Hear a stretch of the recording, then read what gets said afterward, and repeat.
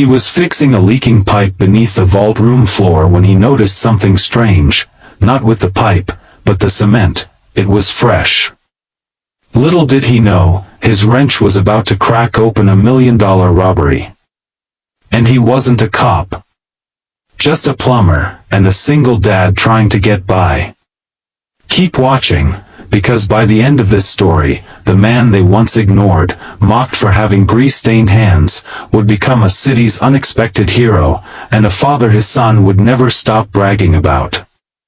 If this story moved you, don't forget to like, comment, share with someone who needs hope today. Subscribe our channel Kindness Talks for more real-life inspired emotional stories.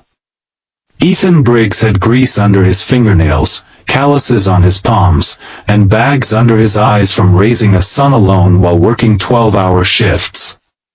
He wasn't a man of fame, glory, or even recognition. Just a plumber.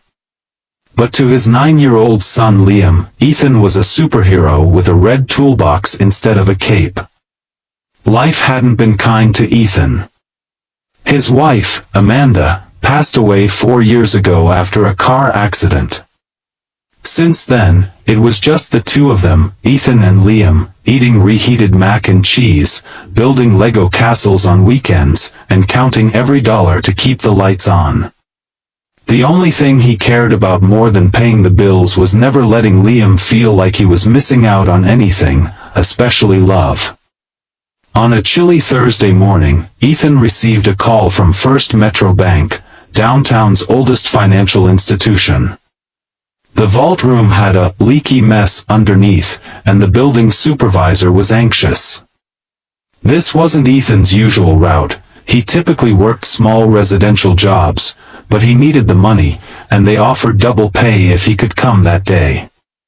He dropped Liam off at school, promising they'd grab ice cream later, then loaded his tools and headed downtown. The bank's air was cold, sterile, like secrets lived there. A security guard escorted him through the back hallway, down a narrow stairwell, and into the room beneath the vault. The pipes were indeed old. Dripping. But something felt wrong. Ethan had worked under hundreds of buildings in his life. He knew the feel of a floor that had aged with time. But the cement under this particular vault, it wasn't old. It was new. Smooth. The color slightly off. Almost like someone had poured it recently, within days. He touched it. It was cold. But the perimeter where the wall met the floor was slightly raised, too subtle for anyone who didn't know construction. He squinted, his breath visible in the cold air of the room. That's when he noticed a faint vibration. A hum. Not from the pipe, but from beneath. At first, he dismissed it. Maybe it was an AC unit, or machinery from a nearby floor. But as he placed his ear to the ground, something only a seasoned plumber might try, he heard something. Voices. Not loud. But, there. Muffled. Male. Discussing coordinates. Numbers. Ethan's heart pounded. He sat up straight, trying to play it cool as a security guard popped in and asked if he needed more light. Ethan smiled, nodded, and waved him off. But inside, he was shaken. Was someone tunneling beneath the bank? He didn't say a word that day, not to the bank manager, not to the supervisor. He finished the repair, packed his bag, and left. But that night, he couldn't sleep. Liam lay curled beside him, peaceful. Ethan stared at the ceiling, thoughts racing. Do I tell someone? What if I'm wrong? What if I'm not? His instincts screamed louder than his fear. The next day, he returned to the bank, uninvited. Claimed he left a wrench behind. And that's when he saw it, a black van parked at the back entrance. No markings. Two men in dusty jeans unloading tools. But they weren't wearing any plumber's uniforms. And their boots? Spotless. Something was off. He memorized the license plate. Then he went straight to Detective Lorna Reyes, a friend of his late wife who still owed Amanda a favor. At first, Lorna didn't believe him. "Ethan, you fix pipes, not crimes." But then he handed her a flash drive, recordings from a voice memo app he had hidden in his toolbox when he returned. The muffled voices. The mention of the word vault. The sound of concrete being drilled. That's when she stopped talking, and started listening. An emergency task force was deployed that night, but quietly. The department couldn't risk tipping off the suspects. Lorna asked Ethan to play a critical role, because only he knew exactly where the sound was loudest, where the vibrations were strongest. Ethan hesitated. He was just a plumber. He hadn't held anything more dangerous than a pipe cutter in years. But Lorna looked him in the eye and said, "This isn't about you. This is about stopping a crime before it hurts someone. You started this, Ethan. Help us finish it." So, he agreed.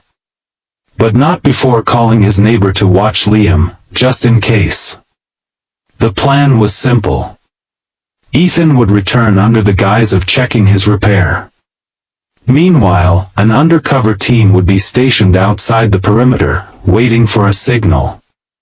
When Ethan entered the vault basement again, he saw them, 3 men this time. Dressed in work uniforms. One wore a mask. They were fitting some kind of hydraulic jack under the floor slab. He played it cool.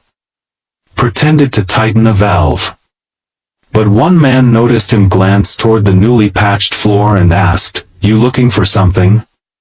Ethan smiled. "Just checking on the pressure line. Wouldn't want another leak, would we?" The man didn't smile back. The tension was ice-thick. Ethan's heart was thudding. He reached into his toolbox, where he had hidden a small earpiece from Lorna. He whispered the trigger phrase, "Looks like I'll need to crack this one open." Outside, the signal was received.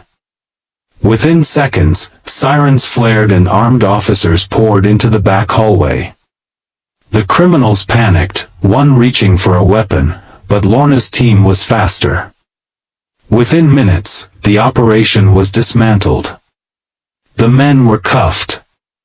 And when the police cracked the cement floor, beneath it was a tunnel, nearly finished.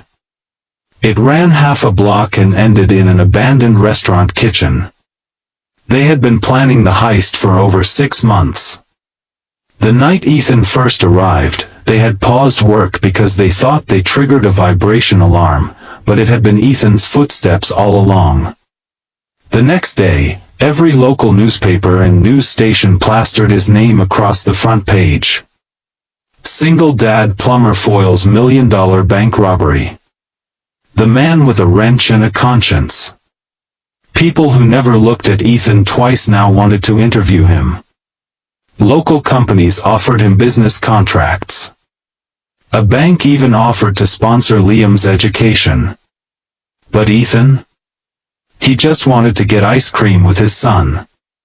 And as they sat on the park bench, cones in hand, Liam turned to him and said, "Dad, did you really save the bank?" Ethan smiled and tousled his hair. "I just stopped a leak, buddy. Just a different kind this time." And Liam beamed, eyes wide with pride. "You're more than a plumber. You're a hero."